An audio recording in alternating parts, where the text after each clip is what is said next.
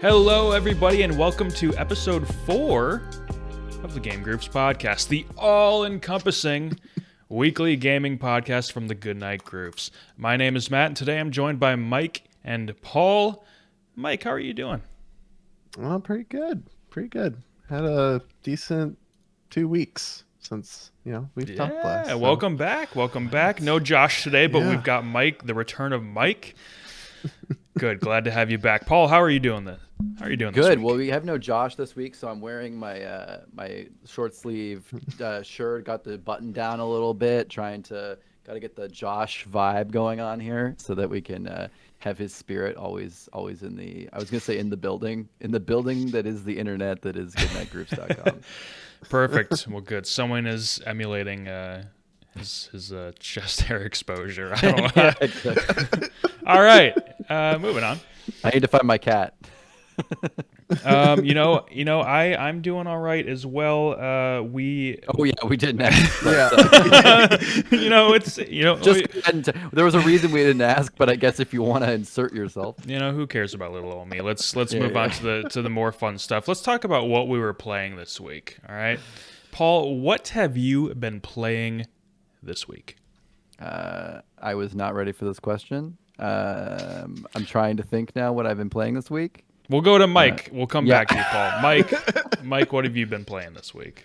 So I have been playing this MMO called Guild Wars 2 because that's all I've been playing all week, like a degenerate. And yeah, I don't know why. I guess I do know why. They released a few patches, and they're doing this weekly where you return to the old story events to kind of get you building some hype towards their new expansion. You get access to a legendary trinket, an amulet, if you do all the achievements and follow the story for the next 24 weeks, and then eventually expansion. So I've been doing that. A bunch of my friends have gotten back into it, my old guild mates, so it's been great. I also installed Final Fantasy 14. Oh boy. Me as well. I did as well. And I think I'm level 15 in Archer. Valiant. And it's just okay. I Yep. don't know. Yep. I don't want to alienate any of our Final Fantasy viewers, but I don't know. It's just not. It's not bad. It's good in terms of.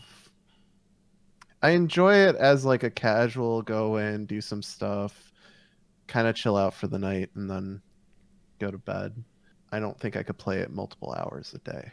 Yeah, we don't have our Final Fantasy Stan on this week. Yeah, I know. to defend it. Which is bad, because I also tried Final Fantasy 14, and I will say I got further than you thought I would, Matt, but not very much further. I got to level 4 or 5.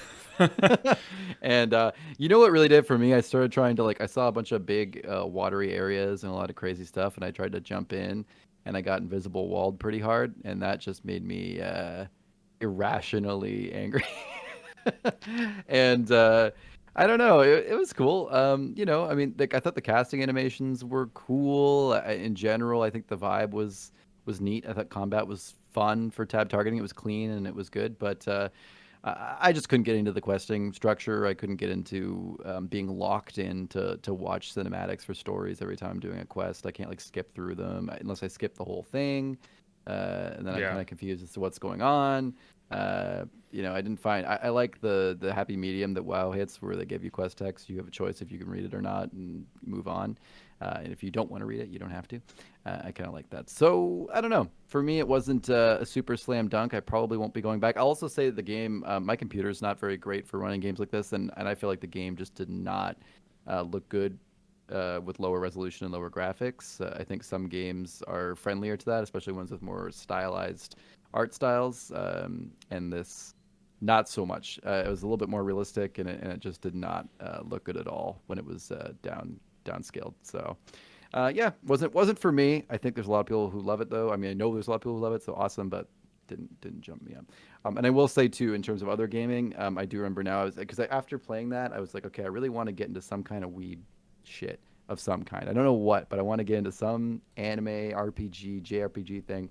So I went real basic, and I went to the game that I bought full price and then immediately tried to refund, which is Dragon Ball Z Kakarot. Oh, right.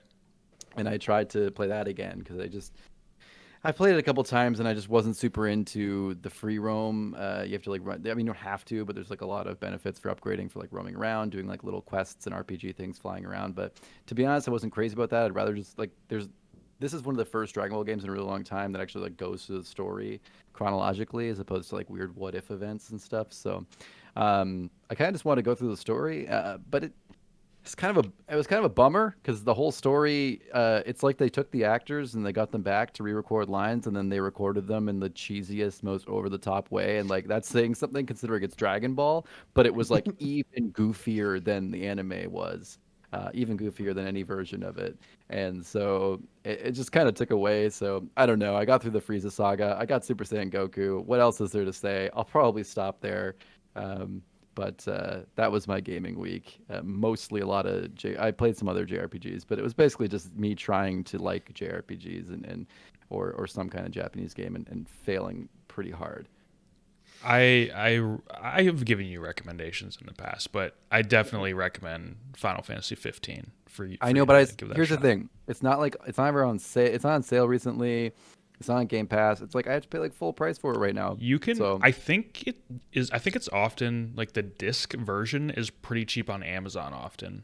Disc version? What do you think I am here? Well, I mean, discs? like I bought it years ago for like $20 on Amazon or something like that. It's like one of the few PlayStation 4 games that I have physical because it was just so cheap on Amazon.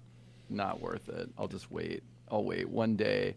Next on the list is Yakuza Like a Dragon. I'm hoping I can get into that because it looks really weird and fun. And I'm thinking, good. And I like turn-based too, and I think that makes it a little easier for me to jump in. So I'm actually pretty psyched for that. I think when I have some time to really sit down and dive into that, I think it's gonna be a lot of fun. Paul, you were never really big into Pokemon, right? I mean, a little bit. Yeah, I like Pokemon. I take a look at Persona 5. Here's the thing. Again, Persona 5, I'm just trying to work through Game Pass, man. I'm not spending cash on games I don't know if I'm going to like at all. And I'm a little worried that I'm going to buy Persona 5 and then I'm not going to like it. So I'll see how Yakuza goes and then we'll move from there. All right. But I've heard Persona's great. I'm sure that would be one that I might get into. It is. It's one of those where it's like it just reminded me of watching an anime when I was a kid. I don't know. That's sort of what it reminded me of. It was just like I said. It was.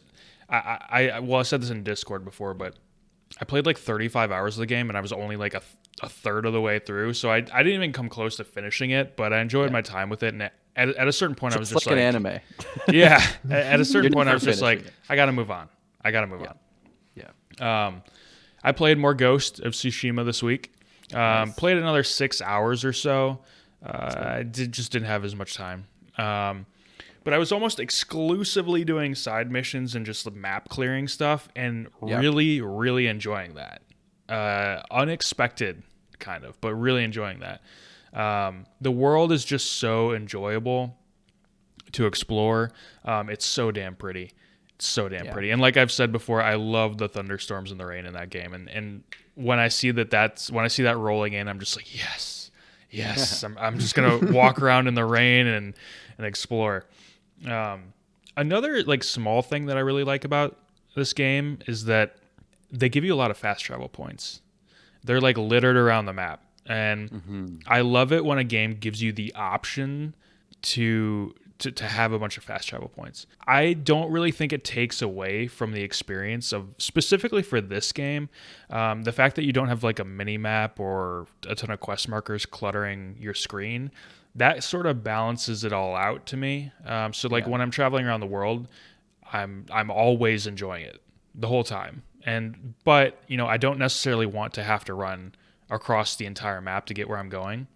So I really appreciate like when you clear something on the map, that becomes a fast travel point. So I really like the system that they have for that. But yeah, I'll be playing more this week. I really want to get into A Plague Tale Innocence, the PS5 version that just came to PS Plus. So that'll be the next thing I get into. I have a hard time playing two like story-based games at the same time, so we'll see if I can juggle those two together. Don't know if I'm gonna give it a shot or not together, but I do want to finish Ghost of Tsushima, so I'll be at least doing that. The other thing I wanted to ask you, Paul. I'm like in this weird mood for a mobile game that I can just take a big bite into. So I was just wondering, like, if you just offhand have any sort of recommendations. Offhand's tough. I haven't really been able to get deeply into a mobile game in a while. I actually picked up Genshin Impact again this week. Okay. And it was actually pretty cool. I think I'm actually going to try to play a bit more, put some more time in, mess with the physics. The world's so beautiful. The movement's great. It just feels, it's definitely one of the better feeling. I mean, it's obviously not necessarily just a mobile game, but I think it actually does best on mobile. Because it's so simple in its gameplay. So maybe give Genshin Impact another try. I think it's fun. If you haven't played it on I don't think you played it in any way, right? So I think on mobile it's pretty good. I think it's good to start with mobile because then you're not like spoiled by having easier controls. But it controls really great and it's really smooth and beautiful and it's worth a shot. I don't know. You might get into that. The story's pretty cool and you can switch characters out to different ones. And yeah, it might be worth a shot. That's just what I've been kind of messing around with on mobile this week. It's really funny that you mentioned that because I actually downloaded the PS5 version this week. I haven't played it yet, but I downloaded it. And because I know in a week or two, they have a really big update coming out. Yeah. And I think it also includes like DualSense features. So that's I just downloaded it to get ready for that because I at some point I'm going to jump into it. Yeah. So worth a shot. We're moving on to the non-comprehensive news. If you want a comprehensive news source, you got to check out the GG Replay. These here are the top 3 news stories of the week for this specific panel. Story number 1. Valve has announced the Steam Deck, a handheld PC console. Here are some details. It ships in December, with reservations going live tomorrow as of recording. So tomorrow is the 16th as of recording. They're probably already live if you're listening to this. 3 versions that are priced at $400, $530, and $650. Those 3 versions come in 64 gigs, 256 gigs, 512 gigs. You can also insert an SD card for extra storage. It connects to your Steam library, obviously. And they will have a dock sold separately for your TV or your PC monitor. So it can actually be used as a full-on PC with a monitor and mouse and keyboard and all that. As far as power goes, it sounds about on par, maybe slightly better than PS4 and Xbox One from what we're hearing. So I'm going to bounce this to you first, Paul, so you can maybe give us a little insight on the hardware features here. Yeah, so just run down some basic specs to give you an idea of what it's running. So, I mean, it's pretty interesting to bring this in that we have a 7-inch diagonal, so it's going to be like the new Switch model. So, I mean, this thing is definitely beefier than a Switch. It's like physically looks bigger, although in size it's actually only about 1.5 pounds versus 1 pound on the Switch. So it's not monumentally heavier, but it is bigger. In addition, the big thing is it's running SteamOS, which is pretty cool. SteamOS is basically just Linux, a Linux fork, in that you can basically do whatever you want on it. They're really clear of talking about that you can run Windows on it if you want to. Yeah. You can run normal apps that you could run on Linux. I saw in one of the interviews, they asked, could I just go to Game Pass on this and run Game Pass games? And they said, yeah, 100% you can.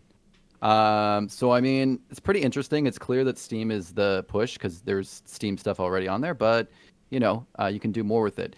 60 hertz refresh rate. So, we're getting definitely nothing crazy, not 120 hertz, not 144 hertz, but it makes sense based on the how small the hardware is. 720p screen, but again, targeting 720p and the size makes total sense. The big news really is like talking about the architecture. I mean, you look at something like the Switch, and I know I don't want to compare to the Switch too much, but I mean, that's the only other benchmark we have for something like this. They're running in a 5 or 6 year old NVIDIA Tegra X1 processor. It's an old school like phone kind of processor. This is running like Zen 2 AMD architecture, the same kind of stuff that's in the PS5, Xbox One. Not the same stuff, but the same kind of stuff. Right. And same thing with the RDNA graphics. So you're looking at things that they're capable of ray tracing, and DLSS and some things like that. So it's pretty wild. 16 gigs of RAM. One of the other things I think it's worth mentioning is the storage. 64 gigs, 256 gigs, 512 gigs. They're pretty big differences in performance between them. The sizes of storage are the only differences between the different models. But it's not just size, it's also speed. The 64 gig is eMMC, which is basically the kind of flash storage you put in a phone. It can be fast. That's what the Switch has in it. But certainly you're going to get a lot better speeds on the NVMe hard drives and SSDs that are in the 256 and the 512, and they get progressively faster. So that'll make a difference. To be honest, if you're running games off SD cards or something anyway, and you're on the 64 gig, and you're used to something like a Switch, you're probably expecting, slower load speeds. Right. Not the end of the world. Just a couple more quick things. Bluetooth audio. Again, stuff that the Switch doesn't have Bluetooth audio on there. We have a 3.5 millimeter headphone jack, which is great. Seeing that in a lot less things nowadays. 40 watt hour battery, generally meaning anywhere from 2 to 8 hours of game time. This is, for what it is, it's a pretty beefy device. It's certainly got its quirks. We have to see how this is all going to shake out. But we're seeing things like playing games medium to high frame rate, modern AAAs, stuff like Control, at very reasonable frame rates above 30 FPS. And that's something with Control, because settings. Control didn't run well on PS4. So and they were showing that off as IGN, using that as a hands-on. They played Control medium to high settings and got reasonable frame rates above 30 FPS consistently. So, this is not nothing. It's a pretty interesting machine, just completely away from the actual specifics. So, yeah. I don't know if you want to. This is a question that I want to ask both of you. I'll go to Paul first, just because we talked about this on the replay a couple weeks ago. When it was rumored a couple weeks ago, it was called the Steam Pal. Yeah. We didn't really know anything other than I'm your Steam Pal. Yeah. We didn't know anything other than it was possibly going to be a Steam handheld device that was going to be coming. And Gabe Newell had said something at some lecture about we have something console-wise coming in the future. No one knew what he was talking about. How does this compare to what you would have expected to have seen from Valve? Does this seem in line with what you would have expected from a handheld Steam device, or is this better than you would have expected, or is there more to be desired? What are you thinking? This seems in line with what I was expecting.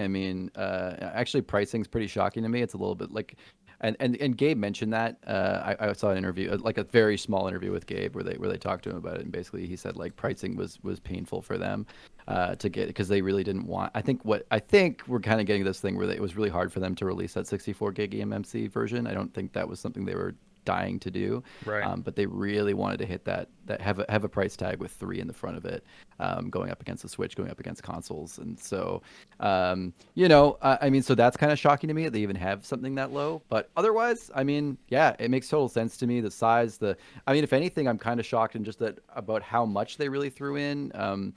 I think things like the Bluetooth audio and the 3.5 millimeter, there's a microphone on it for online play. There's like 4 programmable buttons on the back for different controls. The touch pads, the track pads on the front, they really threw in. I think it feels more special and like engineered than I would have thought. I really thought that it was going to come out and feel a bit more like one of those kind of generic PC Switch knockoffs we've kind of seen at CES every year for the past few years, and it really does feel like its own thing, and that it might be carving a niche for something new. It to me feels pretty interesting. Okay, but I know that's a bit of a unique perspective, I think, amongst us. But I think it's interesting. Mike, what about you? Does this fall in line with what you would have expected? Expected, kinda. I think it falls in line with that. In line with what I would have liked them to do. I don't think so. I think at the price point that they're giving, excluding the $399 version, because I don't really think that 64 gigs of hard drive is enough to do anything. Yeah. I would have liked something more. I would have liked something that was a little bit more of a marriage between like a Switch and your traditional Xbox PS4. I think it's a smart move on Valve if they want to go into the Switch like market. I think it's a good entry point because they're targeting people that they're targeting a niche that will pay that price for the performance and the uh, you know the ability to have this. It's going to be a, I wouldn't say conversation piece, but it's going to be, look at my fancy new toy. It's not going to be, yeah, I bought this over a Switch, because most likely whoever buys this also has a Switch because they can afford this as well. It's weird in my eyes because I attribute Valve to software, some hardware innovation, but like, I don't know. It with their index entry, it was like clearly, okay, we're above and beyond a lot of the competitors in the Yeah. space. With this, yeah, we're above and beyond our competitor in the space, but we're also way more expensive, and our competitor in the space isn't targeting the same people as us. So Right. I think it's smart to make something high performance.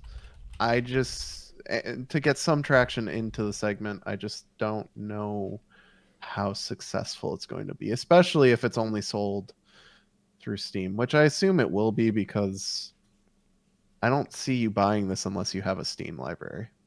Yeah. I mean, I'll say I don't have a huge Steam library. So I mean, this is I'll just be really candid and say quickly, this is a product that I think is tailored for someone like me. I personally don't have a high-end gaming PC or any real kind of gaming PC. I'm running an old laptop. Mm-hmm. I'm still running games on it. I keep thinking maybe I'll invest in a PC. Um, in that space, I keep thinking maybe I'll get a Switch because I do a lot of like TV watching, playing some games casually. But I sometimes want to maybe dock, play something a little bit more intense, a desk area. In that, I've been really interested in something like the Switch, but I just feel like it's a little bit too far removed from being able to play the games I want to, the kind of games I want to play, the freedom I want to have, and the power I'm looking for. I don't need a lot. I just need a little bit more, and I think a little bit more than the Switch, and something a little bit more PC-like. And I think this just kind of nails it. But I think I'm a crazy niche. I don't think that's common that someone's looking for that. But I don't own a Switch, and I don't own a gaming PC. And for me, it's like, oh, finally, I've been kind of looking for something right in the middle. And I don't know if I'm going to run out and buy it because it is still a lot of money, and I could put that towards hardware that's probably going to be a little bit more optimized for either of those use cases. But it's definitely something that's interesting to me as someone who's been holding off on buying things and kind of falls into that Switch-like category, but also has PC gaming desires. That is interesting. That's an interesting segment that I haven't really thought of, is people who used to game on PC or Yeah, currently do but can't have a gaming PC like that. I still yeah. think 650 is too high because It's a lot. I think you that could part out 256 a model isn't the computer. worst thing, but it's tough. Yeah. You'd be deleting stuff when you finish it, and it would be a little Hmm. annoying. But I think you can get by with 256. But I mean, the 64. Look at the Switch. I mean, let's be honest. The Switch is 64 gigs. I'm pretty sure eMMC with the SD card slot. So I mean, if we're playing that game, it's only about, Yeah. with the Switch, the OLED Switch, only $50 more US for the same kind of thing. But again, Switch games are kind of built around trying to be small enough to fit there. People Right. aren't used to running PC games either on an eMMC hard drive or on like a SD card, which to me sounds wild, running a PC game on an SD card from Steam. So Yeah. yeah, I mean, I agree. The $399 price tag is kind of a strange price tag to even really be talking about because it doesn't feel like what they're really building. Yeah, Yeah. this whole thing sounds to me, specifically with the storage space, it sounds like we just need to have a little bit more. Like, is and Paul, you know this better than me, so you can answer this question. Would putting, the first level at 256 instead of 64, I storage space isn't that expensive anymore, is it? Like, No, couldn't they just put that no. in the $400 version of this No. thing? No, they could have. Yeah, it's price. I mean, I mean, at the end of the day, we don't know how much this thing costs to build, and it does seem like. I mean, let's be honest, it is a bit of an engineering feat. It does seem like they've packed things in. They have put thought into it, not just jammed a bunch of components in and called it a day. So I mean, I'm gonna take their word for it that this took a lot of engineering to get it to be as smooth and as clean and as good a package as it is, even though it looks a bit like a big Game Gear. But that being said, honestly, yeah, I mean, I think they probably could have put more in at a lower price point, but I think, like Gabe said, they painstakingly like hit this price point. Yeah. I don't think they wanted to do a 64 gig model. Doesn't sound like it. They don't seem to like talking about it. Just from the limited things we've seen, they seem to be like, oh, that's a model for sure, but like let's talk about how great it is. I don't know. I think pretty clearly that that's not the goal, but I think unfortunately they just really wanted, and I think you're right, Matt. I was arguing about this with you privately earlier, but I think at the end of the day, like that's the way to kind of come in and be like, hey, Switch who? This is $50 more, and Right. look, it runs PC games, it has Bluetooth, it has all these buttons, it does everything, it can run Game Pass on it. That's a tantalizing offer, $50 more if you're even remotely savvy enough to know how to do that over using a Switch. So, I mean, yeah, I see why they did it, but I agree. I mean, if they just maybe started a little bit higher and did 256, is that Switch crowd? Is that people who were gonna buy a Switch for 350 really looking at this for 400? I don't know if that's even the crowd really. Yeah, we were, like you said, we were talking in Discord earlier, and I, more so than both of you, do think that this is a direct attempt to compete with the Switch on some level. Partly because I think that this is really interesting timing for this announcement. So I don't know if Valve was maybe anticipating a Switch Pro or something. Well, I think that's perfect, because if they did, then if they knew that it wasn't going to be a Switch Pro, how amazing is it when people are like, "Where's my Switch Pro?" Exactly. And then they're like, "Bam! You're looking for this." Exactly. Last week we get the Switch OLED model, and this week Steam is like, or Valve is like, well, here's the Steam Deck, and it's basically your Switch Pro, and it's gonna play your PC games, but it's gonna play your actual PC games. They're not Switch ports. Yep. So because of that, and because it's a handheld that looks so much like the Switch. I mean, they look so similar. And I don't think they look, but I mean, the form factor is undeniable. Yeah. That's what I mean. I do think that the parents who get their kids a Switch because it has Mario and Zelda, that's staying Nintendo, okay? Yeah. But you're getting the people who got their Switch so that it's a mobile device for Stardew Valley or for whatever. But now they can play that on their Steam Deck, right? And the true version of that game, not the Switch port. And it connects to their Steam library, right? So whatever progress they're making in handheld is going straight to their PC version as well. Yeah. So, and they have cloud saves built in too, so you can just go play that on the PC too. Like you can pick that up on your PC, gaming PC. So even if you want to play it on your gaming PC and then, for some reason you have to go do something else, you can take that with you and have cloud saves, which is pretty cool. So that's sort of what goes into my reasoning and why I think that this really is an attempt to compete with Switch, not necessarily full on directly. Like this isn't, Xbox or Sony making a handheld. It is a little bit different. But it would have been a game changer. I mean, comparatively, but there is an audience that got the Switch so they can play those Steam games that are ported on the go. Yeah. So that's why. I agree with you. I think it's it's a Venn diagram. Yeah. And there's some overlap there. I think the issue is like your person who bought a Switch to play Stardew Valley while they're sleeping, like before bed or whatever, they already have a Switch and already has Stardew Valley. So there's this magic camp of me that didn't buy a Switch because I was just like, I feel like it's not quite strong enough, and I feel like there's too many first-party titles and not enough third-party titles. And now I've waited long enough, and now this came out, and it's like, that might be it. Well, then and it goes back to the Switch Pro thing. Look at 100 million Switches, and then look and say how many of those people waited like me. Probably not very many. Here would be my question for the Steam Deck, and maybe it's answered somewhere. But if it has a dock, so I will quickly jump. What controllers can I hook up to?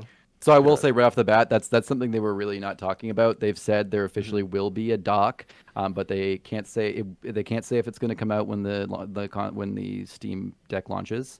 They can't say what's in it. They can't say how it works. Just that there is a dock that will allow you to dock your Steam Deck. But even if it doesn't have a dock, you could just go HDMI into it, right? There's already, you can HDMI, these guys on IGN use a mouse, keyboard, a monitor. They said unless they were looking right at the Steam Deck and looked at it and remembered that it was there, it was like playing on a PC. So I mean that already exists, but certainly the dock gives you this feeling, and you could play it on maybe a computer, like on a TV or something like a Switch. But I agree with you, Mike. I was thinking the same thing. What kind of controller would you actually use? I mean, Well, it would just be an Steam Xbox controllers. or Could you use an PlayStation, Xbox or a well, is that what they're going to do? Hopefully. I mean, you can do that with Steam now. Yes, but it's not the Steam on a Deck. Windows. Yeah. On a Windows Has the compatibility. PC with the compatibility. This is a Linux device. Yeah. Will Xbox? Do I have to buy Steam controllers? Is basically what I'm. That's exactly what. Yeah. And they showed it. There's like a mock-up of showing the dock, what a dock might look like with Steam controllers. Oh, they really? Okay, I didn't see that. And so again, I don't know. I mean, I'd like to imagine that they're going to put them in. I think they're going to let you use other controllers, but we really don't know. They could definitely not do it. I think that's dangerous. Yep. Yeah, I have to imagine they're going to let you use the controllers you already have. But then again, who knows? Who knows? This is their proprietary hardware. Maybe they're really trying to get you in the ecosystem, in some kind of new made-up ecosystem that they have here. Yeah. No, I agree. I think they're full on trying to create their own ecosystem. I mean, they've got the VR, they've got this, the Steam Bucks kind of petered out into a bit of a trash fire, but this is their second attempt, I guess, and it looks more promising. I think the good thing about lots this is of questions. I think the good thing about this being a PC gaming device is that, hey, hell, you can just buy it and use it, and if you like it, great. And if it gets old and you want to get something else, great. They're not going to stop making games for it because no one uses it because it's PC games. So it's like anything. You can buy whatever PC you want or any parts you want, and if they suck, that's kind of on you or whatever. But it's like that's too bad. But ultimately, they're still going to get supported in some way. They're still going to get purchased. They're still going to be, and Steam seems pretty okay with supporting legacy devices, I think. I want to speak too much on that, but enough to keep the SteamOS going. I think they're trying to put some money into SteamOS, so that's a nice bonus. Like, imagine if you bought like a knockoff Switch that was proprietary and only had like games ported, like made for it. I mean, that would be DOA. But this is kind of nice because it's it's kind of just the hardware and not the software at all. That's sort of, so there's this weird thing about it though, where it's a PC that you're not going to be able to change parts out. So like, there's already plenty of PCs like that though. I mean, look at any Ultrabook that has like a gaming or like a slightly stronger video card. Sure, but it's more and more soldered. You're right. But it feels weird to me that it's going to be this ecosystem where I can go on to the Steam store, and as time goes on, there are going to be games that aren't really going to run well on it, and I can still buy those games theoretically on the device, but it's your Steam library, so it's not just for that device. So there are some interesting things that are going to have to be sorted out with this. Yeah.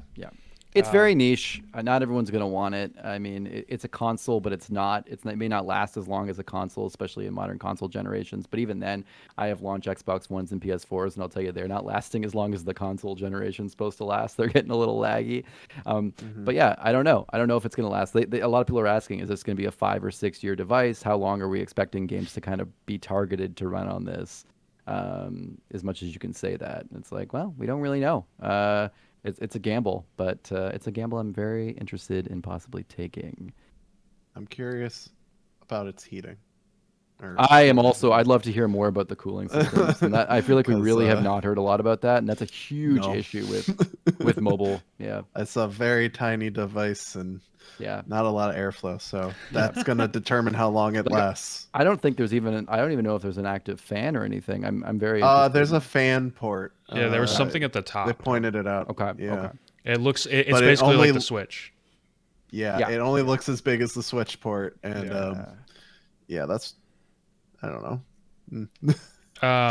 The last thing that I wanted to say about this is that I think that they timed this announcement because of the Switch OLED. I really do think that they timed it that way.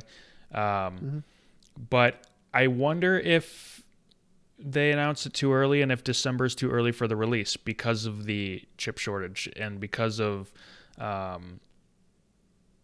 them saying the hardware isn't final in their photographs and videos. And They say that a lot of times that far out, though. They'll Yeah. say that like a week before a cell phone or a computer comes out, too, to be fair. But all right, well, I still Yeah. think the chip shortage could have something to say about this. I don't know that it will. I have to imagine that I assume they're outsourcing the production of this hardware. Maybe they've I had the chips assume for a while. They have to have them lined up. Yeah. Should have bought these a while ago, or at least lined up purchase orders and delivery dates. So Yeah. I think they'll be fine. which is a good thing. They said that too. They were asked about that. They said, "Look, we got reservation dates, and then we got purchase date pre-orders based on the reservations, and we've got all this stuff." And they said, "Look, listen, we're not going to be able to. We anticipate a certain amount of these selling, but we can't make them all for that. But we're gonna we're planning to be. They'll able to have make these- launch. Yeah, They'll have launch inventory. yeah, that's what it sounds like. If it sells out, then it's going to be a problem. But that's a big if. That's what I think. December is a good date for them. They're really coming out early, and they're gonna hedge their bets a lot, having like reservations now, pre-orders in the fall. So I mean, they're really gonna be able to tell for a very long way out how many of these are really gonna get purchased at launch. Last thing before we move on, I'm going to go to each of you guys. Lifetime units. How many are going to be sold, Mike? Lifetime? We'll say next 5 years. 700,000. 700,000. 700,000. Okay. Yeah. Paul. To the moon, baby. This is gonna overtake the Switch. I'm talking 200 milli. Throw your PCs in the trash. And I stand by it. Put it on the fridge. All right, we're putting that on the fridge. All right. I'm saying 4.5 million. 4.5 million. All right. That's a nice bullish guess. I like that. Next story. Netflix plans to expand into video games full steam ahead in the next year. Netflix views things like Fortnite as their main competition for kids' attention, not another streaming app. They've hired Mike Verdu, formerly of Oculus, EA, and Zynga, as VP of Game Development. Netflix does not plan to charge extra for their games. They'll just be a different category on the same streaming service. Now, Netflix did house Telltale's Minecraft Story Mode in 2015, and Netflix did release Bandersnatch, a choose-your-own-adventure style interactive story from Black Mirror, in 2018. So they've played with this idea themselves before. The other thing to keep in mind here is, we know Game Pass is huge. Netflix has 207 million subscribers. Guys, what do we think about Netflix trying to get into the gaming business as soon as within the next year? Paul? I have no hopes or interests. I think it's going to be shit. I don't think they care. They're talking about it a lot, but look, listen to this. EA, Zynga, Oculus. This is going to be real winners. Best case scenario. Honestly, best case scenario, we're getting more things like Telltale Minecraft. We're getting more stuff like Bandersnatch. We're getting more interactive experiences that are basically a Netflix show or an experience where you can kind of control things or click things or move around. I find it hard to imagine that we're going to get real games or game streaming on this. I just don't think they have the interest. They don't have the team. They don't have the resources. Well, sorry, let's say resources, but I mean they don't currently have the talent. Well, they have the interest. They're putting the team together. That's the whole thing here. I know, but like, listen, when the head of the talent team they're picking is formerly Zynga, EA, Oculus, this kind of shit. They're just looking to make a buck. They're looking to make something that is game and name only. They're looking to make something for baby kids. So I agree with that. Go for it. I think we underestimate a lot of the time talking about, or maybe I underestimate sometimes thinking about how big Netflix Kids is. Netflix Kids is so huge, and I honestly think that that's what this is mainly going to be about: is making more interactive Netflix Kids content to keep your kids looking at Netflix even longer, so you never have to talk to them. And I think that's really the key here. Notice they didn't say we'll be charging extra for the games. That doesn't really say anything about possible microtransactions, though. Right. That also just makes me feel like it doesn't say anything about the quality of the games when the first thing they say is, "Don't worry, we're not charging more." Oh, so you're not charging more? So you mean it's just going to suck? Or I think they're really going to this is what they want to go for. They want to go for the free game market for kids. Like that's what Yeah. they're going for. It's very clear to me when they say that our competition is Fortnite. When they bring in the guy who was Zynga, which was what was that? That was a bunch of Facebook games, It's right? like Words with Friends and all that kind of Yep. stuff. Yeah. Yeah. So these are going to be They want little. Where's the Water 3 and stuff like that. That's what they want. This is going to be games for kids and games for grandma. That's how. Yeah. That's what until they prove otherwise. I think that's where we're going. Mike, what do you think? You know, No, I'm in agreement. I mean, Netflix Kids is huge because kids' parents these days are like, oh, well, it's on Netflix. And honestly, like I have, my sister has kids and she uses Netflix Kids because she likes the content that's on there. yeah. Is And Baby Shark on that one? I think so. Okay. I don't know. But like, I could see like if I had kids that were like 6 or 7 and they were getting into video games. Personally, I'd rather them not be playing Fortnite just because I have a lot against Epic. But Specifically. but like it's a nice it could be a nice alternative for the parents who are like, I don't really want my kids playing, certain games. Some might be violent, some multitude of reasons. This might be a good option for them. I don't think we're going to see any like game of the year winners. I don't think we're going to see anything more than like the Dolphin game that came with my TV for some reason. Like, Yep. it's not going to be anything in depth. It's just going to be microtransactions and, like you said, words with friends, which is fine. It Yeah. doesn't have to be anything. It's a distraction. I think Netflix is kind of, shotgun approach, trying anything to make sure that they come out of the stream wars on top. And I feel like this is an avenue that they want to pursue, but if it doesn't go anywhere, then it doesn't go anywhere, which is why they got, those super heavy hitters, because they're probably inexpensive for them. And if it catches on, they can invest more. I mean, that's what Right. happened with Netflix originals. They did come out of the gate swinging with Netflix originals, but I mean, let's be honest. Like, if it didn't go well, they would have dropped them. But then they just reinvested, and they have the money to do it. So The Scream's pilot program. yeah, I don't think you're gonna get anything like groundbreaking on it, but if it does well, maybe we would someday. I don't know, but yeah, could be. The issue that I have is that Amazon has acted this way as well. You can't just throw money at game development and all of a sudden they're great games. Like money helps, money helps make better AAA games, but money doesn't create the creative vision. It doesn't You need talent. create the art. Yeah, it takes the talent. Amazon saw that, and that's why they eventually delayed New World and really took their time with it. But they had every other Amazon game, which has like been 5 other games, were canceled. They were dead on arrival because they just thought you could throw money at a team and you'd have an awesome game. Well, you even see it with Xbox, and I'm an Xbox stan. I'm a Microsoft stan, but not Microsoft necessarily, but Xbox.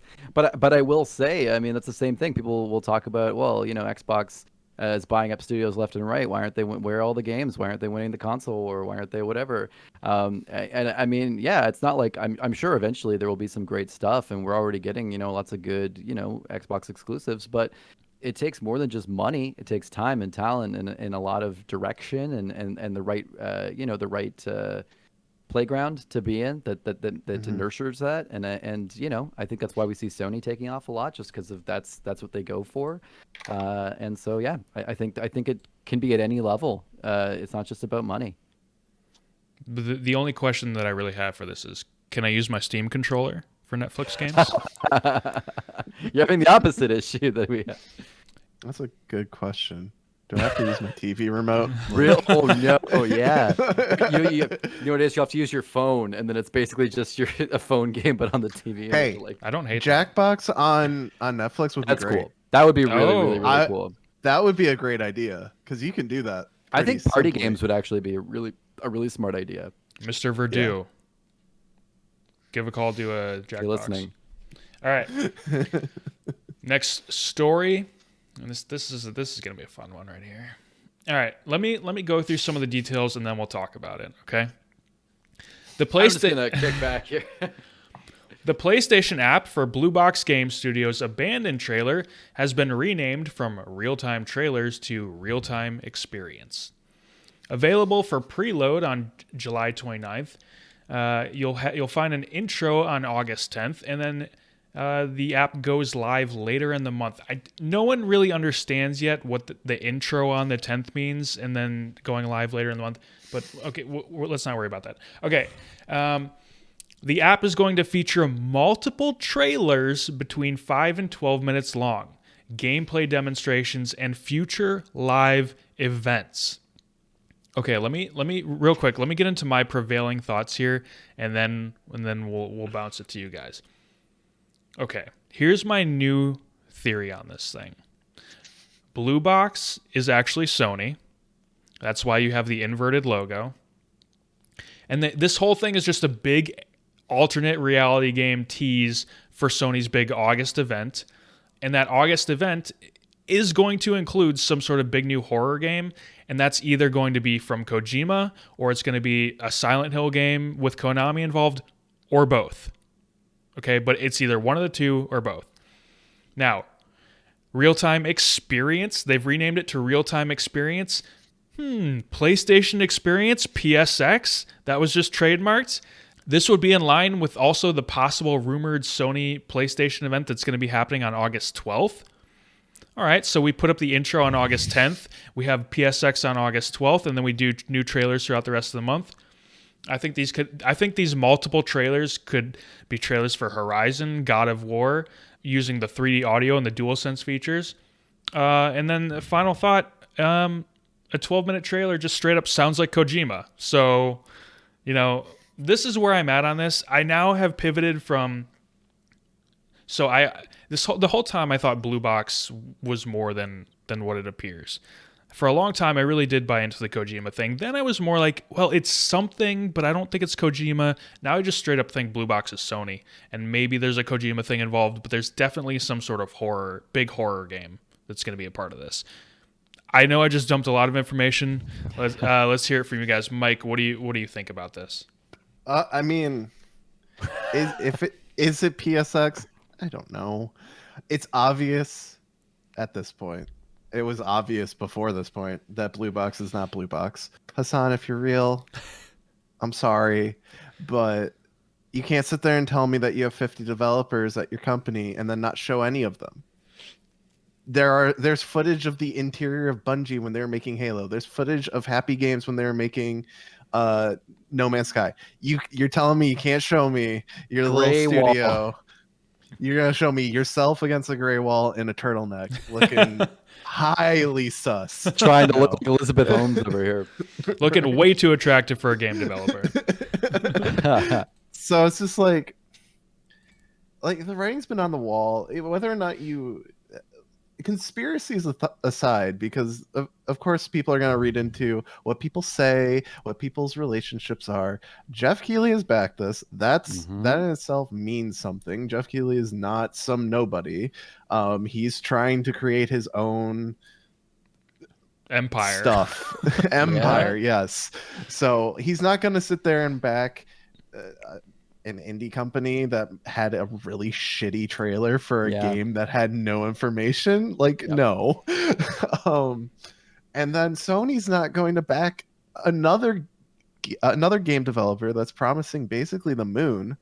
They already did that once. It didn't go well. So I just either this is like Sony itself doing PSX. Sure. That seems more reasonable, given there's going to be multiple trailers on this thing for what, one game? That makes no sense. Experience trailers that are like interactive. That's so bizarre for even like triple. There's so many games that never do anything like that. Trailers like that take real development time. Yeah. Away from a game, like as if you have hundreds of come on. Yeah, that's also really weird. What you just said, Paul. It's like you're taking game development time away from a game to make a trailer experience. Unless there's odd money, that's a weird thing to do. Yeah. It just doesn't make any sense that this would be the game that Sony is partnering for this sort of thing? It doesn't make any sense. And Sony said not a word, and I think that's the most telling thing of all is that Sony said nothing. And at this point, with how much is going on here, Sony would have said something if this wasn't them. I'm totally on board with you, Matt. You've pulled me over. I wasn't sure about Silent Hill or Kojima, but I agree with you about PSX. I really feel like that's something. It's just I don't know if it's Silent Hill. Yeah. I'm feeling mixed on that now, especially because they announced the thing with Bloober, and it makes me feel like they're just kind of like throwing that out there. I don't think it's Kojima either. Yeah. I just I don't know. I don't think it's Kojima. If it is Silent Hill, it's definitely not Kojima. Yeah. I don't see him going back to Konami ever. Agreed. I would be very surprised. That breakup was rough for a lot of people involved, including like regular developers that worked at Konami. I don't know. It's so weird. It's so weird, and it's weird that they're feeding into it. Yeah. It's weird that they would tweet first letter S, last letter L. Like what is that? Yeah. Hassan, really? I guess like come on. If this is Sony, why are they doing this? Like what? First off, like if this is anyone, why are they doing this? If this is Blue Box, why would they be doing this? If this is Kojima, why is it happening this way? I think if it's Blue Box, it's hype because this company never would have been looked at ever, and this is the biggest thing ever. And even if the game sucks, some more people will buy it than would have if nobody ever heard of them. But if it's anybody else, I mean, if it's Kojima, it makes sense, but also I don't know if it is. And if it's Sony, I totally agree with you. Why would they do this? I agree with you. If it's Sony, it's so weird. If it's Kojima, it makes sense. It is completely his MO. Yeah. But like, if it's Sony, like, why are you doing this? All eyes are on them. They don't need. I guess that's no. I guess that's why I think like if it is Sony, that's why I think the big thing in this event, the big new reveal, it would be a new horror game from Kojima or something like that. But like, I feel like they could just have the event, no marketing, and drop the trailer at the end, and it would break the internet. Yeah. Like. Yeah, but this is already. This is just weird. Yeah. You're building expectation up so high, like. People are thinking like this is going to be Silent Hill, this is going to be a Kojima thing, this is going to be this. You're just going to have people disappointed that it's not what they think it is. Yeah, and at the end of the day, even if people do, I think the people actually really truly following the story, I mean, look at how many people are subscribed to the subreddit and things like that. It's really not, even most gamers, I think, probably aren't super aware of what's going on with it's here. really on the periphery. It's not super popular, and I'm not even saying it's not true. I'm just saying that it's not the biggest news, and it's not being talked about a lot. So at the end of the day, but now I think you're right. Like if they had just dropped it, it would be much more interesting than leading it up, because at this point, most people aren't even paying attention to the lead up, but people like kind of on the periphery are aware of it, and it's going to ruin the surprise for them now that they're like, oh yeah, that thing I saw, I guess it is coming out. I already heard about this somewhere. If they're not paying attention, they're already kind of disappointed, I think, later if it even comes out to be true. And honestly, like, God help Sony if this is actually Blue Box. Because there's no way to be, because it's the funniest thing. If it's Blue Box, this will be hilarious. Like, it'll be a better meme, and I think the meme will be better than the game would be if it were great. It'll be a great meme, just at Sony's expense. Yeah. Well, yeah, I mean, it's their fault. If they'd said one word, it wouldn't be. So that's why and that ultimately is why this can't be Blue Box, is because Sony would look so bad. Sony's not going to give up their reputation because for some no-name studio. Like it's not going to happen. So this has to be more than it seems. I guess we're going to find out pretty soon. Some sort of intro on August 10th. Who knows if the intro is really going to give? I feel like that's going to be nothing IMO, but we'll see. I think we're going to be waiting till the playable teaser, or whatever they call them, real-time experiences. August 10th is the latest date for this whole thing that we have so far. I think if this is like a PSX thing all hidden, I feel like it's possible that we have a better idea on August 10th. But yeah, the whole thing Don't is forget, just... July 29th, we can preload the app to run the real-time experience. Why is it preloading so weird. It's like, almost will 2 that weeks ahead. trickle out a little bit info too, like the picture on the app, and then people will be like, "Oh, I saw in the picture there was a shadow of Yeah. Kojima's face." Some sort of data mining? Are we going to see? Like, Yeah, right. do they want us to data mine for more mystery? I think that's why. I think that's why. I think this is. I think you're hitting the nail on the head. This. I feel like we're all, and but the blue box conspirators are all at the mercy of a game company that got their hands on an ARG marketing team, and that's what we're doing. And yeah, I'd say it's a damn good sorry, one. But I hate it. I'd say it's a damn good one, but it's not that popular, so I don't really, I don't know if it's No. working the way they want. I just, I don't like it. The coverage isn't very popular because I think most people in the games media just aren't even thinking about it because they're like, yeah, it's just some indie or whatever. I find it interesting that Jason Schreier had like an hour-long conversation. How do you have an hour-long conversation with Hassan and you learn nothing? How did that happen? How do you have an hour-long conversation with a man and learn nothing about the studio? It's the turtleneck and the gray wall. He's just got. He's just good. He's a vault. It's strange, man. Any final thoughts on this before we move on? I guess final thought would just be saying that to your last point there a little bit. I think most of the gaming community isn't talking about it because kind of like Mike, I think a lot of them don't really want to play a fucking ARG. And they're just like, yeah, I'm busy. Call me in August when the game gets announced and I'll see if I'm interested then. And I think that's the thing.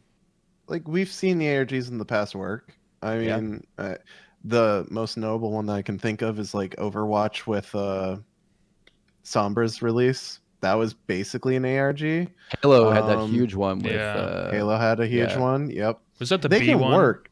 It was with like the ghost guy or whatever but it was like Halo. I forget what it was. It was called like Spark 303 or there was some kind of thing like that, and they had this whole like forum thing online and following this guy. Yeah. It was like an AI came to life kind of scenario or something weird. It was cool. But I think the difference there is that like it's an ARG for something that you're actually interested in. Yeah. Blue Box is like this random thing that came up, and people either, like you said, it's an indie company who care that like, oh, I'll see when the game comes out, or you've got your small niche collective there that's like, is this Kojima? Because Kojima has done this in the past where he props up a fake indie company to make his game. I hope it's Glover too. If you go to you're right, by the way, Matt. It is the I Love Bees one. That played into it. Later on, it became about the AI, but yeah, that was it. If you go to the Blue Box Twitter, it still has the pinned tweet that says, "We are not, related in any way to Hideo Kojima." Yet, when asked about who his biggest influence is in game development, Hassan said Hideo Kojima. So why are you digging yourself a bigger hole, my man? Anyway. Because we all just love Kojima, man. I don't know what to tell you. All right. You can love Kojima, and you know what, Hassan? You don't have to mention his name in that situation. You don't have to do that. No one is forcing you to do that. Okay. Let's move on. You guys want to play a little mini game here? Always. Sure. Wait, can I play on Netflix with my Steam controller? Or? You can't play this one on Netflix or with the Steam controller. Damn. We're going to play... We'll have to call them up. I think they're looking for games to put on Netflix, so we'll call them up. We're going to play Name That Game. In Name That Game, I give the panelists up to 10 clues. The clues start off more vague and progressively get more specific. The first panelist to guess correctly wins. You only get one guess. If you're wrong, you're out of here. All right? Out. We take game title suggestions from our $1 plus supporters on Patreon at patreon.com/goodnightgroofs. You can get on there, send Goodnight Groofs a message and with a game suggestion, and we may use it. Dollar bills, y'all. Actually, just $1 bill, not plural. Just $1. Are we ready? You can suggest it. Yeah, $1 bill. Yes. Dollar bill. Yes. Clue 1.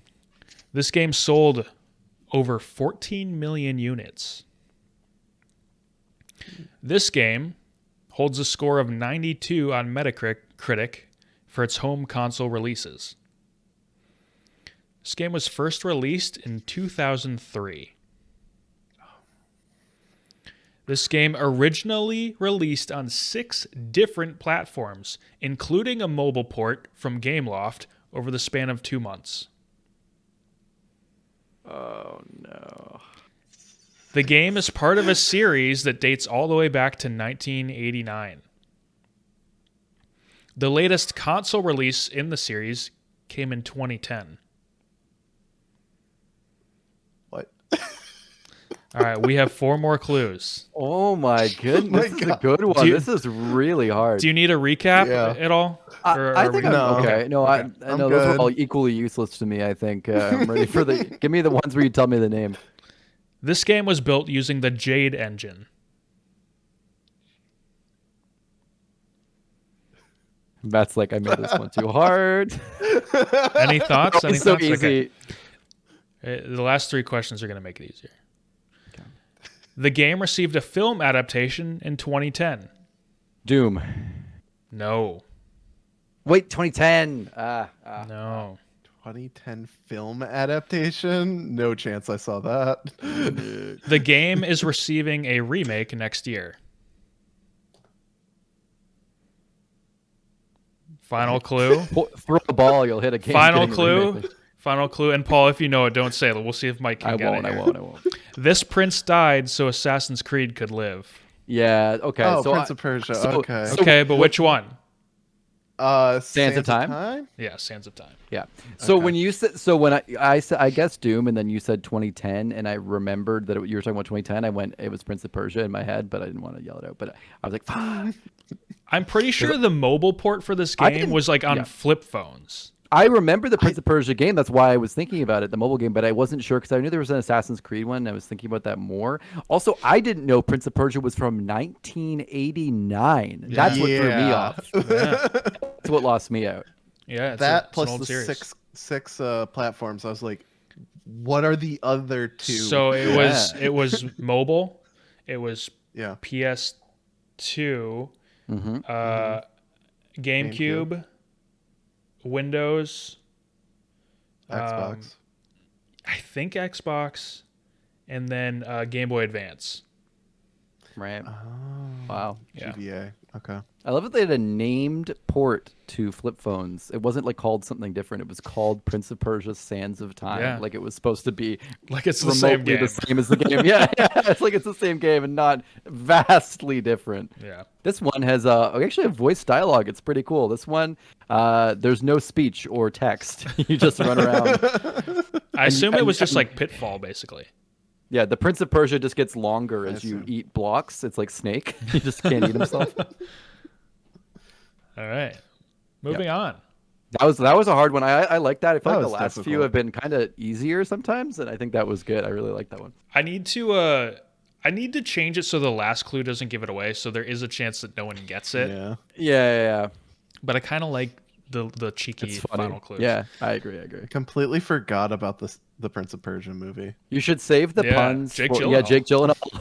Ben Yeah. Kingsley. Oh yeah, you should save the puns for when we don't get it, and then you're like, well, you might have found this game was it's the prince who died, so whatever. And, yeah, you're like, yeah. and then we're like, what? And then you like keep giving puns. It feels like something out of a bad game show, which I think we're going for here. All right, moving on to the big question. Big question. The big question this week is as follows. Where does Xbox go with the next generation after Xbox Series X and S?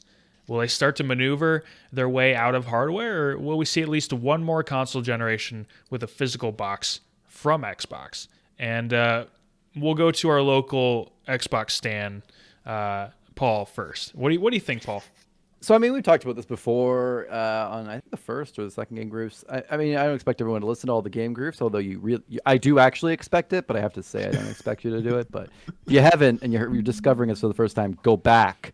But anyway, no. I don't. It's a big question, but I don't really have a big answer. I think what I said before stands in the same sense that I think they're moving to streaming. I think that's the key. The key is to get apps on smart TVs. The key is to get a dongle. The key is to get on phones, on tablets, on every sort of thing. So you don't really have to buy an Xbox.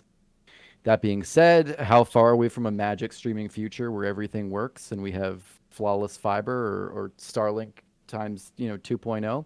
I don't. I don't know. I would say that we're going to get more Xbox hardware. I don't think we're done with it. I think at the very least, even if they make streaming a main focus, why not make a gaming console that can also play the games locally? And they'll be like, hey, you know how you love streaming all your Xbox games like we all normally do every day because it's 2030? Well, there's also still a box that can play them locally and they're faster. Whoa, what is this new technology? I don't know. I think it's possible. I don't think they're getting out of hardware. But I also think Microsoft's a software company and always has been, and I think it wouldn't be a surprise to me that they're itching to move on. So, yeah, I don't know. I think one more generation isn't out of the realm of possibility. I think it really depends on how broadband shakes out in the world. I think it'd be kind of self-centered to imagine that based on my pretty privileged developed world, you know, fiber internet, that I'm going to get the same kind of that we're going to get the same kind of stuff everywhere. So I'm not really sure. I think one more generation isn't out of the realm, but I think I'd be shocked to say that in a decade we're going to get more Xboxes. Mike, what about you? I think, yeah, I think there will be. I don't think the Xbox is done yet with a physical box. I don't think it will be for a while because even if we do go to the streaming future where they don't want to make a box, which I understand they don't want to make a box, it doesn't make them money. If we go to a streaming future, how am I supposed to run a 4K game on my TV? Like I don't understand. I don't understand because it's not here yet, but like Right. I don't understand how I'm going to stream to my TV a video game without a box. Well, so I think that's where sorry, I should have prefaced mine too. I don't think there's going to be another Xbox. I think it might be one more generation of Xbox, but I think there will Mhm. be plenty of X dongles. Yeah. Okay. So I guess when you first asked this question, I was going to answer it with another question, which was, is there going to be a PS6? Because I think that will more so determine if there will be another Xbox. But I don't know. Like there's definitely a future in which they stop after the Series X. The Series X and S definitely feel more of a 6 to 8 year generation, more so than the Xbox One really felt. Yep. It definitely feels like this one is here to stay for a while. So I don't know what the technology limits are going to be in 10 years, but I would say one more. I think one more is a fair guess. I don't think we'll be there with streaming. I mean, I don't have fiber. I don't know when this area would even get fiber. So Definitely. Yeah. I was just going to quickly say the thing you said about the PS6 and if that's going to make a difference. I think I think you might be right that it could have a bearing, but I think Microsoft likes to pretend, and Phil Spencer on social media and stuff likes to pretend that they're playing a very different game than yeah. Sony, and I think that's why he's so bullish with saying like he just tweeted this week talking about, oh, the DualSense controller is so cool. We should look at that and take some ideas from that. You know, he's just so freely able to go out and say that because he thinks they're so above this and they're gonna we'll give it one more generation and game and streaming is going to just completely change the game. But I don't know if it actually is. I don't know. I think it requires, like you're saying, I think it requires the internet to be freely available in a way that I don't know if it's going to be and how long or for how long it's going to take for it to be. So yeah, I think they like to pretend that they're playing a different game, but I think you might be right that they're still kind of ultimately neck and neck with Sony in terms of what's happening right now. I think they're very much timing their inevitable dropping the bucket of blood onto Carrie. That is when they decide PlayStation reveals like the PS7 and Microsoft is like, we don't have a box this year. Stream all of your videos or all your video games. Yeah. Like they very much got egg on their face for the Xbox One when the PS4 retracted all their DRM stuff literally the day before their conference. So I feel like Phil Spencer is very much looking forward to that role reversal. They have to time it really well, or else they're going to end up like the Google streaming service and be a joke and be laughed off stage. I think they're very cautious with that, and they should be. Paul, I think it was really interesting that you mentioned that Phil Spencer's acting like he's playing a different game, because I think that's what the future is. I think it is it's not PlayStation and Xbox on one side and Nintendo on the other side. It's 3 different bubbles. It's PlayStation, Xbox, and Nintendo, and they are playing 3 different games. You have Nintendo doing Nintendo things. We all know what they do. You have PlayStation being your traditional box that delivers your cinematic experiences, and then you have your streaming Xbox that's no longer a box, that is a dongle that you're playing on your TV with a dongle and a controller, and maybe you're playing with the DualSense 2 or whatever, even. And so I do think that eventually is the future, where we do have these 3 playing their different games and having their own audiences and selling to their own markets that are pretty different. I don't know how far off that is. I do, like you guys, I think that there is going to be at least one more Xbox box, and I can't wait to find out what the name is going to be. You just named it, the Xbox box. The Xbox box, there you go. I do think there's going to be one more, unless streaming in the next 5 or so years really does progress more quickly than we expected. But we've been talking about streaming games forever, so it feels like at some point someone's going to make the push to just make it happen. So I don't know. Maybe we do get like a pro or elite version of the Xbox Series X and S, and then after that, maybe there is no more box in the next generation. I don't know, but I really liked the point that you made about Phil Spencer thinking he's playing a different game, because I do think that's where we're going. Yeah, I noticed that a lot this week. Not that I think before I was playing into it a bit in the sense that I was like, oh, he's like on a different level. But then I'm like, you know what? I think he thinks he's on this different level, and I don't know if that's what's happening yet. But I think he sees what's behind the curtain, and so he's acting as if everyone kind of knows what's behind the curtain, and we don't yet. He's extremely confident, and I feel like he's making himself more publicly available than he's ever been. So that was always his move. They brought him in after I mean, he's been a lifelong Microsoft employee since like a kid, basically. But they brought him in as head of Xbox, who's now like a vice president, because of the horrible DRM fail Xbox One launch and Don Matrick and everything that was going on with that. They're like, okay, listen, we need to bring in someone with direction, and so they brought in Phil Spencer. And I mean, damned if he's not doing it. It's he's doing a great job. He's doing a great job, and you know, I was gonna say in this, we talk about this Xbox versus Sony things a lot, and you know, it's like Nintendo's clearly carving out their own niche and making their money, and consistently over 2 generations, we've seen Sony outsell Microsoft in terms of hardware, and I think you nailed it talking about the streaming and having 3 different bubbles. I think that's how Microsoft will end up being successful in their own way. Because at this point, I don't think they're able to. They're just, for whatever reason and talent, we can go down a rabbit hole talking about why Sony is just better at making these cinematic games, or making where the games are. All the games are on PlayStation, whatever you want to say. And I think streaming will allow Microsoft to, you know, be a better value proposition, and less so. I'm either buying an Xbox or I'm buying a PlayStation. I think that'll be a little. There'll be people who would never buy a console who will buy a dongle or play game streaming. So I agree. Different. It's just different. I think Sony needs their Phil Spencer, and that's not Jim Ryan right now. So it's not going to be someone with a name like Jim Ryan. I'll hot take. It needs to be a little a little different. So we'll see where it goes. But they absolutely are playing 3 different games. Or will in the future. Hopefully, we'll be playing more than 3 different games on the Xbox. That'd be on nice. The Xbox, that'd be nice. Hey-oh.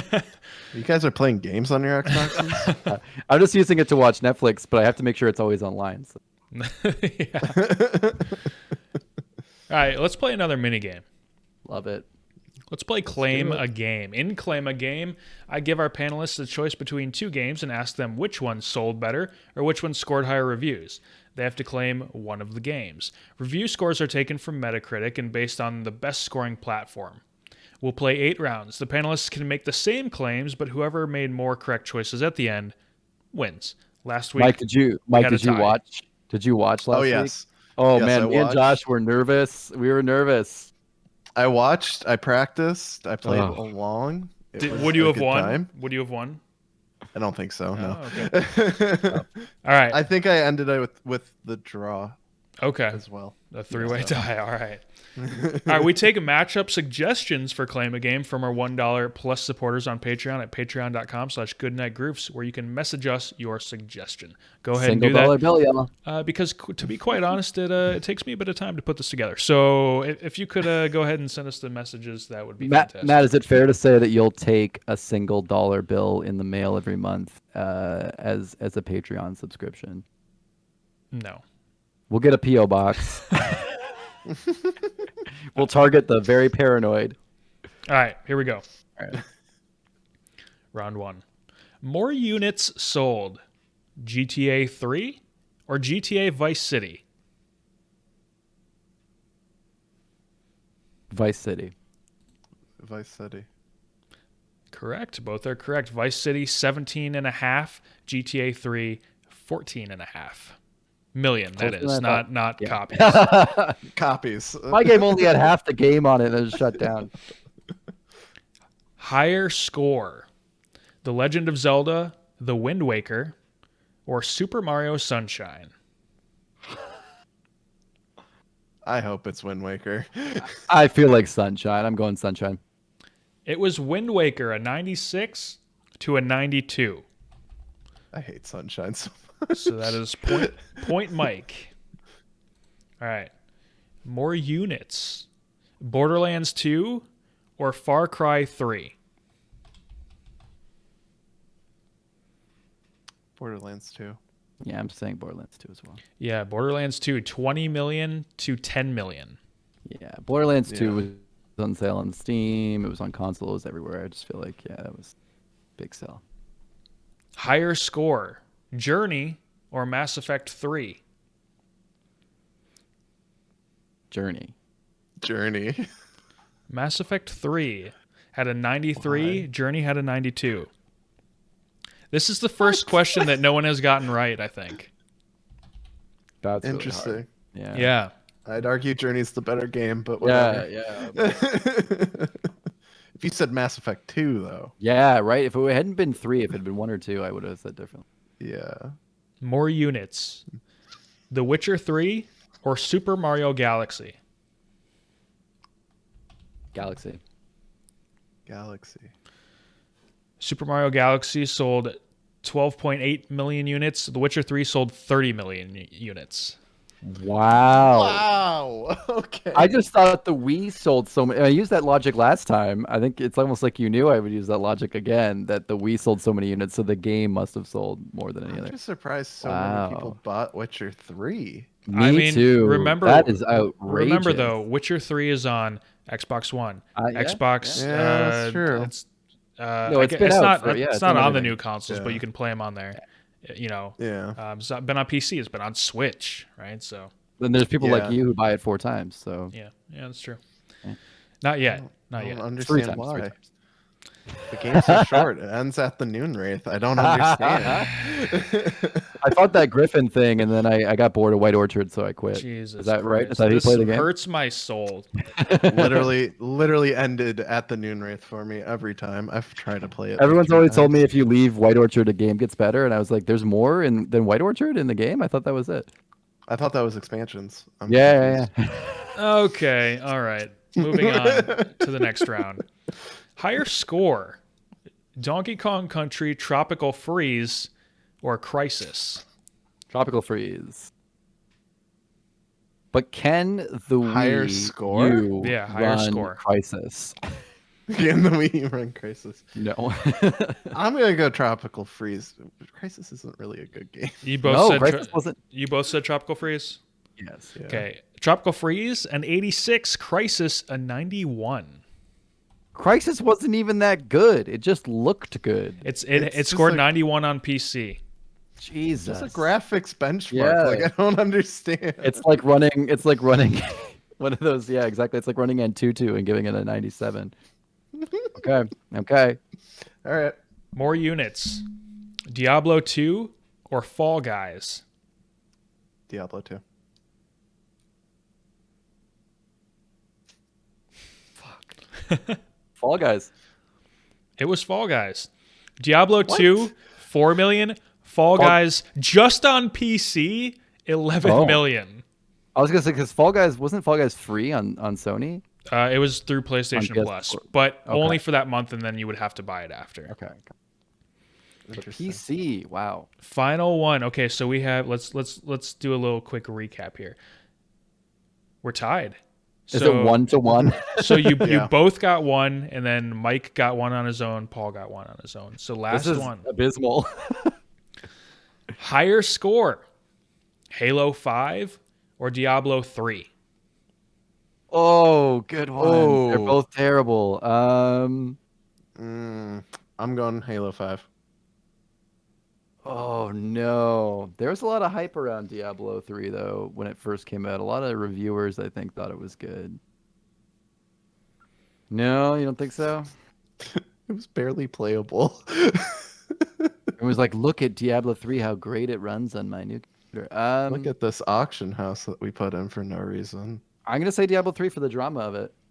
Oh. I don't want to tie. Paul wins. Diablo No. 3, an 88. Halo 5, an 84.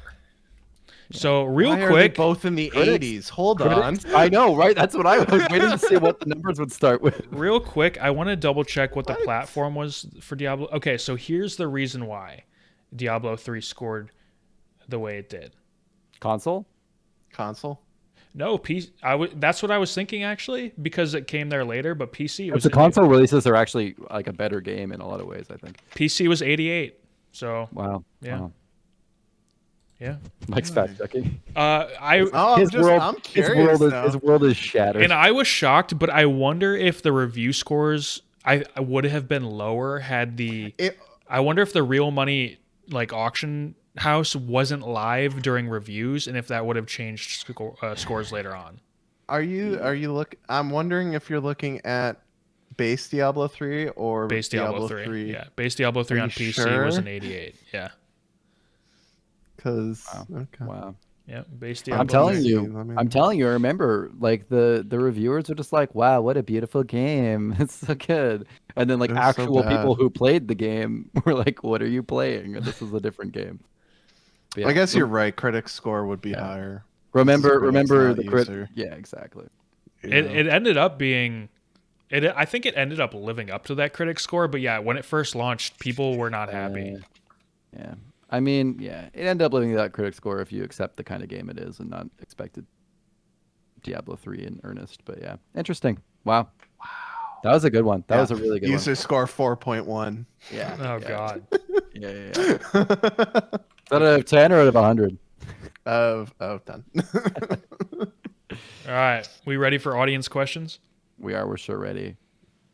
All right. Every week we address 2 or 3 audience questions, comments, or concerns. We take questions from our supporters over on Patreon at patreon.com/goodnightgroofs. Leave the questions in the comments section of the previous episode's post. The $1 tier will get you access to question submissions. We also take questions from gamegroofs@gmail.com and the YouTube comments section below, but our patrons will always receive priority. I've made one of these questions up myself just because we still haven't gotten the train rolling completely on the Patreon yet. First question does come from a patron, Ishmael. His question is, do you think the wave of battle royale games is coming to an end? Do you think the continuing wave does more good or more damage to the genre? I'll put my initial thoughts out there first, where you guys give it a little thought. I'm not sure that this wave is ending just yet. We literally just saw Hunter's Arena for console and Arcadegeddon both announced in the State of Play last week. And I don't think Arcadegeddon is necessarily a true battle royale, but it's a battle royale. Okay, so it looks exactly like Fortnite as well. It looks like it plays exactly like it. So yeah, I don't think that this wave is ending quite yet. I think there's still some more to it, and I think that it's not just going to end. I think we're going to see some sort of evolution within the genre. That seems to really just be how video game genres work, is, when one starts to slow down, we find another way to give it new life. RTS was dying, it became MOBA, right? So that's what I think is going on, but I still think this thing still has some steam behind it. Paul, what do you think?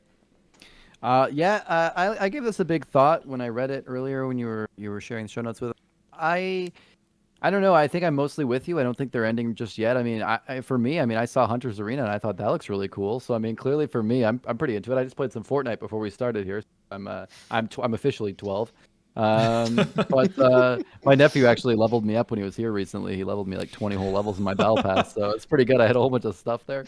Anyway, yeah, I don't know. I don't think battle royals are 100% out. I don't think there's any need. They haven't outstayed their welcome. I don't think quite yet. I think games trying to clone what Fortnite did, like to the T, I think have outstayed their welcome. But I think there's room for iteration and changes and different ways of doing battle royals.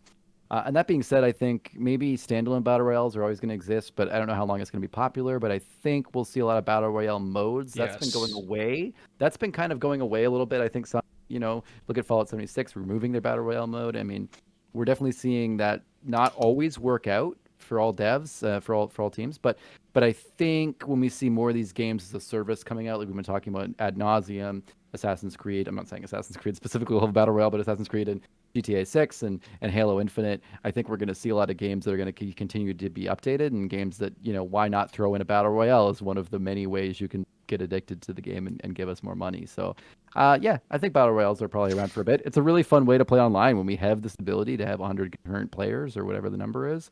It's fun to have 50v50 battles, but it's the same as that. I mean, I think there's always going to be room for that, and it's a lot of fun.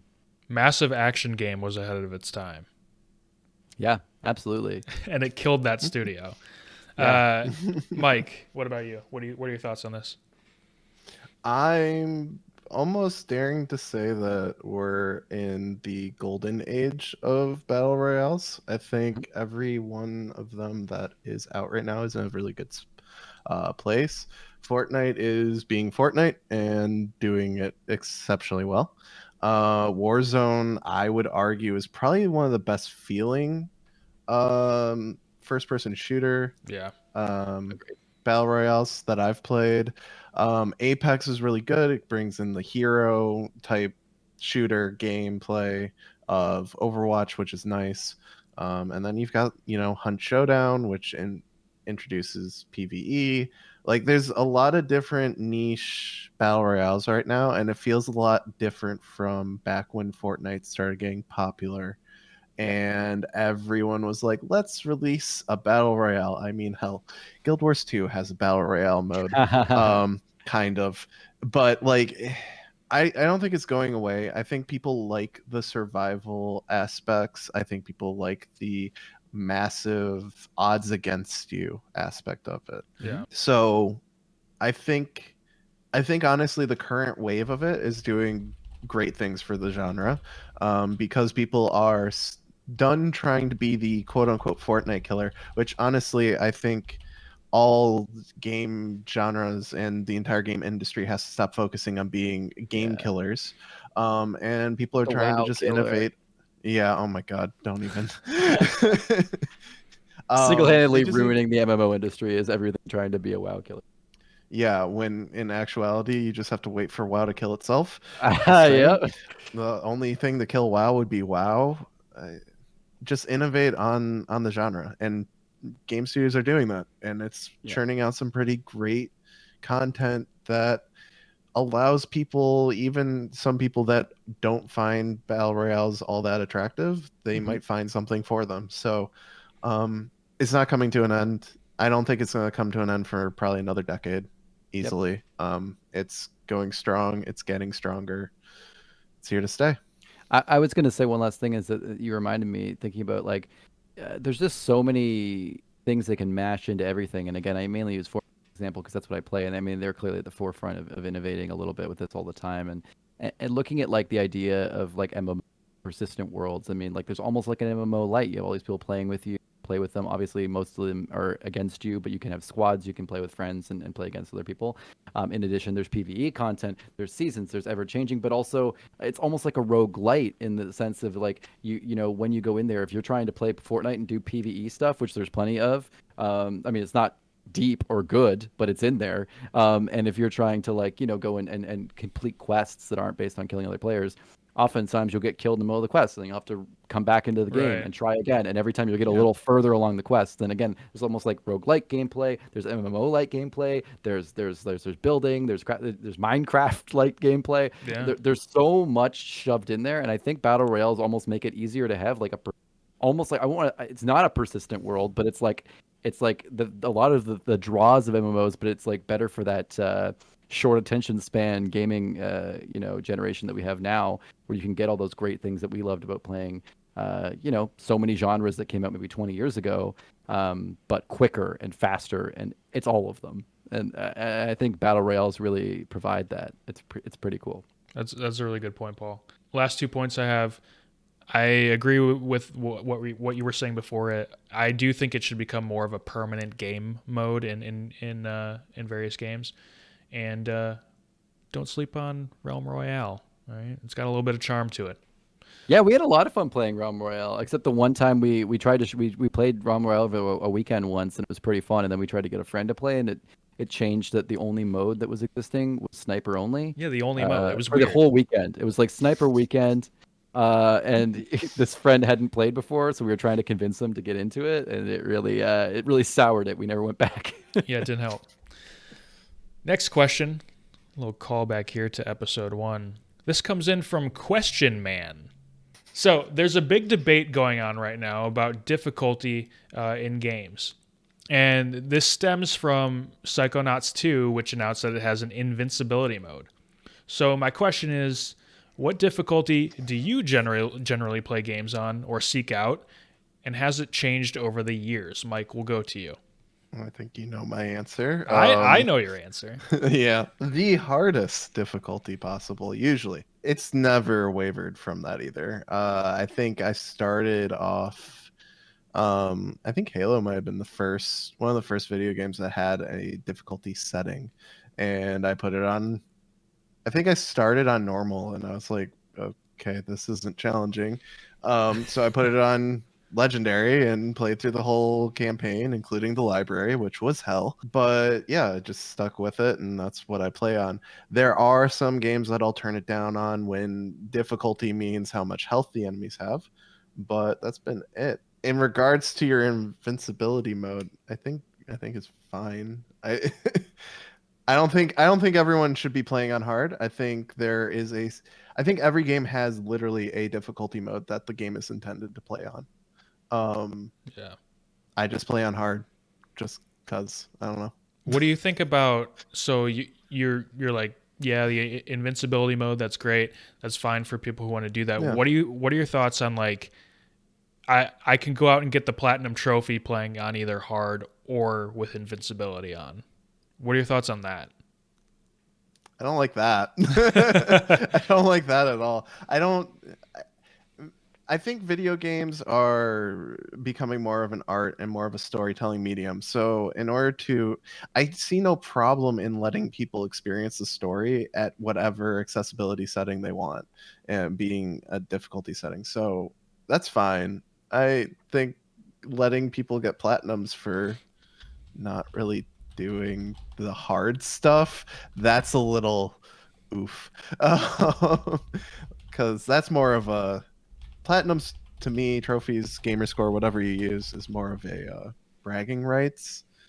I wouldn't be bragging about doing Psychonauts 2 on invincibility mode. So. Right. Paul, what about you? What are your thoughts on this whole thing? I mean, I think you vaguely know how I play games, which is generally on easy. You know what? That's not true. I'll play normal. I'll always start a game on normal and play it out, and it depends. At some point in the first hour or two, I'll figure out the right vibe for me, and I don't think I'll ever usually turn up. I think in a couple games I really love that I played through more than once, I'll turn up. Like I turned up the difficulty in Amazing Spider, or not Amazing, what am I saying? The PS4 Spider-Man game. I played that through multiple times, and I have upped the difficulty as I play it, and I because it's more fun, and I'm very used to it, and just add something new. But in general, I would say often I'm more likely to turn down. I try to go gradually, but I'm a pretty easy player. But that being said, too, I mean, invincibility mode. Hell, I just admitted it last week on Game Groups. I'm playing Fallout 4 with cheats. I'm playing with like weird cheats to give me things that I want. Not necessarily invincibility cheats, but cheats that make it easier for me to play the style I like and to slow things down and to make it a little less combat engaging, which is the opposite of I think what a lot of people want. But it makes it more fun for me to enjoy the story. So it's just how I like to play it. Do I think I should, am I fine with the achievements being turned off when I use mods on Fallout 4? Yeah, I think that's fine. I'm not much of a trophy or achievement or gamer score guy. So I mean, like I'll get it, and it's kind of cool when I get a good score in a game or I platinum a game, which has happened very, very rarely. Um, I think it's if you complete a whole game, I mean, and you go through, I mean, it's still time consuming. I don't, I mean, maybe there's something to be said for giving gamer score for running through a whole game, even if it's still time consuming and you're experiencing all the content. But I think I agree with you, Mike, that it's bragging rights. I think we're just going to get into a whole lot of weird things where some guy's bragging about how he's platinumed every game, and then people have to like dig through his game, his profile to see that he played on invincibility mode or something, or maybe if they give you an asterisk on your platinum or something, being like, yeah, he got it, but I don't know. It's easier just to avoid it. I think it's easier. It's just like mods, right? Just if you're playing with invincibility is real. If you're playing on very easy, more power to you. You can still die. But if you're playing on invincibility mode, I think, no gamer score. It's just easier that way. I guess the only way to remedy that situation would be to have like two trophy lists, and one is for the hardest difficulty and one is for every other difficulty. But then there are some games that you just, it's the difficulty set by the developers and there is no changing it. And I guess that would have one list, and then you're worrying about games giving you double the trophies. So I don't know.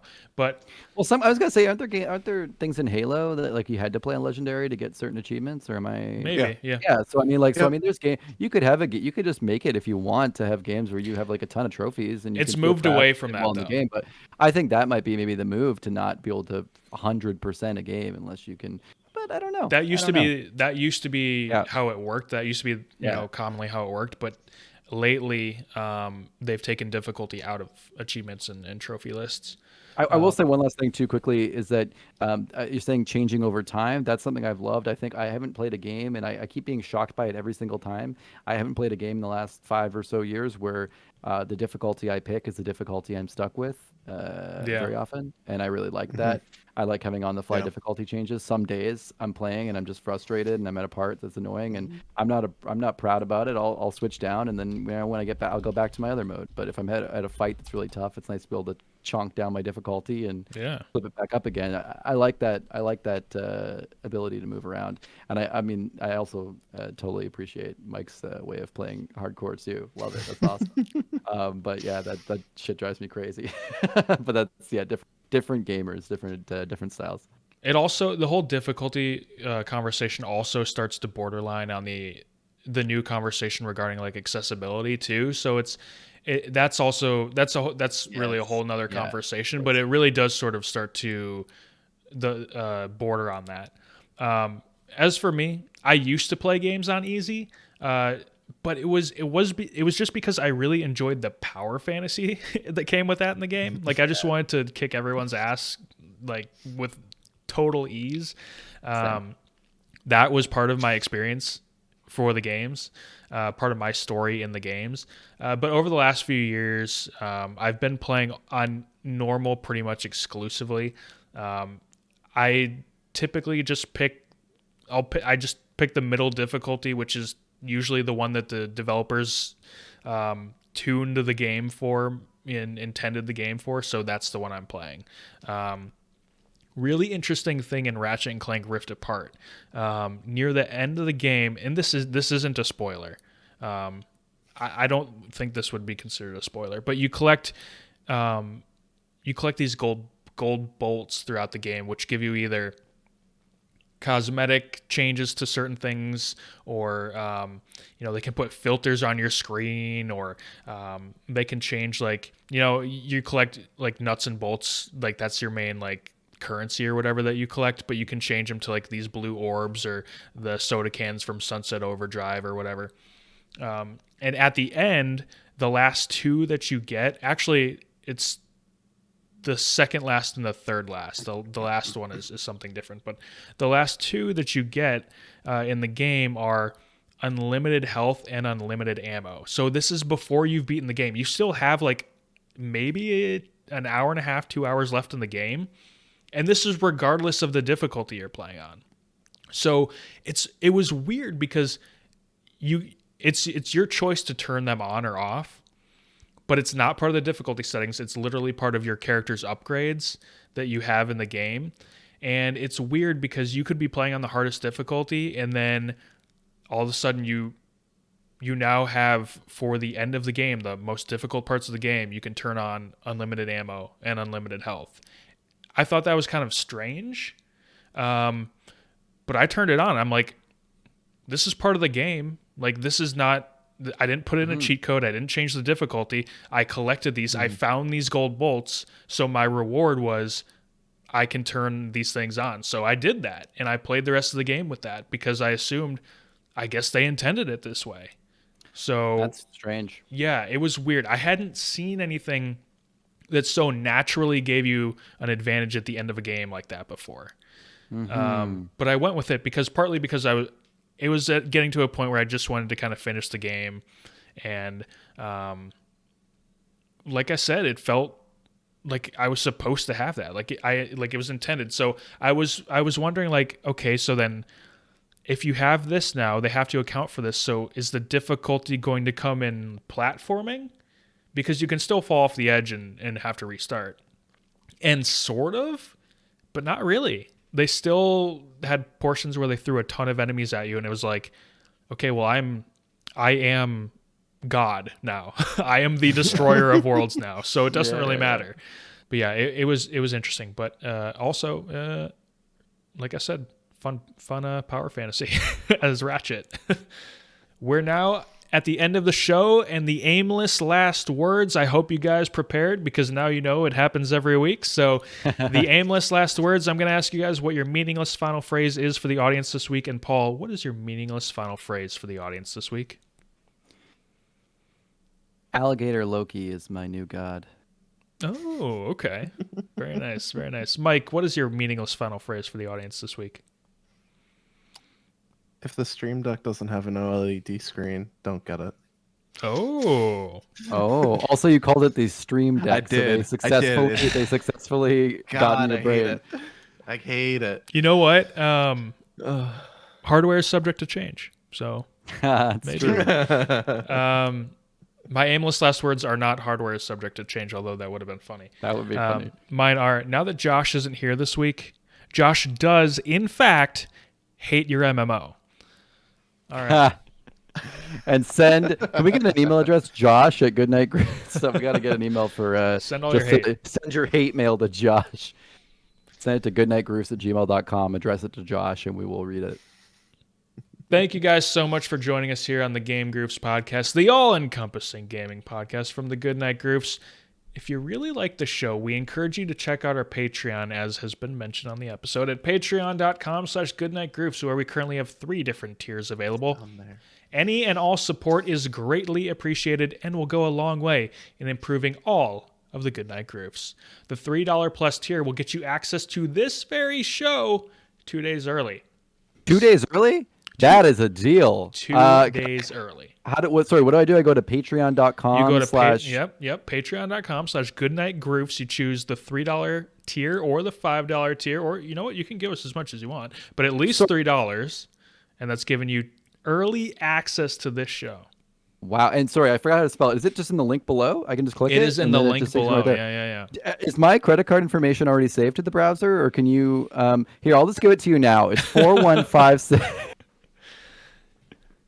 It's that easy, folks. So that easy. A special shout out to all of our patrons currently supporting us in the $5 plus tier: Ishmael S. and Rachel S. A round of applause. We love it. Thank you to our patrons. We also ask that you take a couple minutes to drop a 5-star review on Apple Podcasts, or leave a like and comment on the YouTube video. Everything helps. Feed the beast. Feed the algorithm. Make sure to check out goodnightgroofs.com for all of our content, where you'll find the blog, GG Replay, this podcast, and more coming soon. Guys, any last thoughts? All right. That'll do it for us here today, Whoa. Mike left early. Mike's out of here. I'm done with this. Hit the wrong button.